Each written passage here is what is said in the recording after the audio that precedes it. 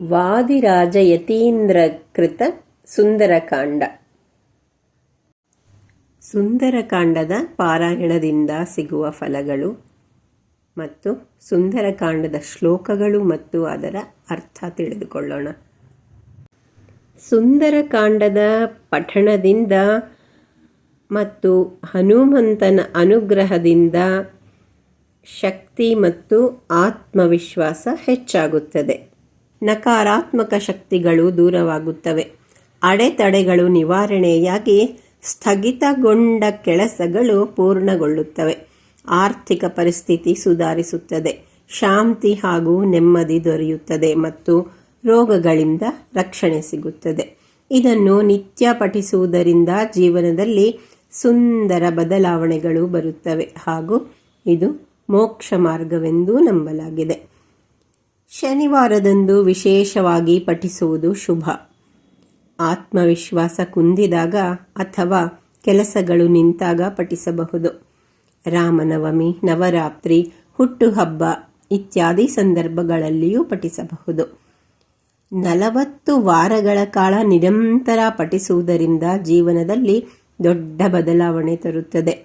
ಇಡೀ ಸುಂದರಕಾಂಡವನ್ನು ಒಂದು ದಿನದಲ್ಲಿ ಅಥವಾ ನಿಯಮಿತ ದಿನಗಳಲ್ಲಿ ವಿಂಗಡಿಸಿ ಓದಬಹುದು. ಸುಂದರಕಾಂಡದ ಶ್ಲೋಕಗಳು ಮತ್ತು ಅದರ ಅರ್ಥ ತಿಳಿದುಕೊಳ್ಳೋಣ. ಸುಂದರಕಾಂಡದಿಂದ ಮತ್ತಷ್ಟು ಶ್ಲೋಕಗಳು ಮತ್ತು ಅದರ ಅರ್ಥ. ಅಥ ಶೃಣೋದ್ಧಶಾನನಃ ಕಪೀಂದ್ರಚೇಷ್ಟಿತಂ ಪರಂ ದಿದೇಶ ಕಿಂಕರಾನ್ ಬಹೂನ್ ಕಪಿರ್ನಿಗೃಹ್ಯತಾಮಿತಿ. ಅರ್ಥ. ಆಗ ರಾವಣಾಸುರನು ಹನುಮಂತನ ವಿವಿಧ ಚೇಷ್ಟೆಗಳನ್ನು ಕೇಳಿದನು. ಆ ಕಪಿಯನ್ನು ಹಿಡಿಯಲು ತನ್ನ ಅನೇಕ ಅನುಚರರಿಗೆ ಆಜ್ಞಾಪಿಸಿದನು. ಸಮಸ್ತಶೋ ವಿಮೃತ್ಯವೋ ವರಾಧರಸ್ಯಂಕಿಂಕರ ಸಮಾಸದನ್ಮಹಾಬಲಂ ಸುರಾಂತರಾತ್ಮನೋಂಗಜಂ. ಅರ್ಥ.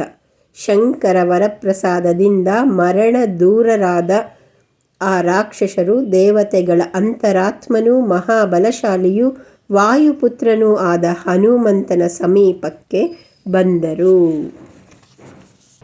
ಅಶೀತಿಕೋಟಿಯೂಥಪಂ ಪುರಸರಾಷ್ಟ್ರಕಾಯುತಂ ಅನೇಕಹೇತಿ ಸಂಕುಲಂ ಕಪೀಂದ್ರಮಾವೃಣೋದ್ಬಲಂ. ಅರ್ಥ. 80 ಕೋಟಿ ಸೈನ್ಯದಿಂದ 80,000 ಸೇನಾಪತಿಗಳಿಂದ ಕೂಡಿದ ಅನೇಕ ಆಯುಧಗಳನ್ನು piಡಿದು ನಿಂತ ಆ ಸೈನ್ಯವು ಕಪೀಂದ್ರನಾದ ಹನುಮಂತನನ್ನು ಸುತ್ತುಮುತ್ತಿತು.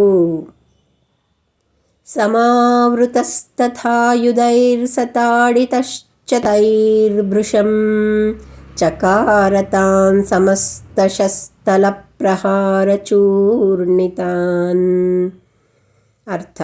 ಆ ಮಹಾಸೈನ್ಯವು ಹನುಮಂತನನ್ನು ಸುತ್ತುಮುತ್ತಿ ಅನೇಕ ಆಯುಧಗಳಿಂದ ಹೊಡೆದರೂ ಹನುಮಂತನಿಗೆ ಏನೂ ಆಗಲಿಲ್ಲ. ಆದರೆ ಹನುಮಂತನು ಆ ಸೈನ್ಯ ಸಮೂಹವನ್ನು ತನ್ನ ಕೈಯಿಂದಲೇ ತಡೆದು ಹೊಡೆದು ಪುಡಿ ಪುಡಿ ಮಾಡಿದನು. ಮುಂದಿನ ಭಾಗದಲ್ಲಿ ಸುಂದರಕಾಂಡದ ಮತ್ತಷ್ಟು ಶ್ಲೋಕಗಳು ಮತ್ತು ಅದರ ಅರ್ಥ. ಶ್ರೀರಾಮ್ ಜಯ ರಾಮ್, ಜಯ ಜಯ ರಾಮ್.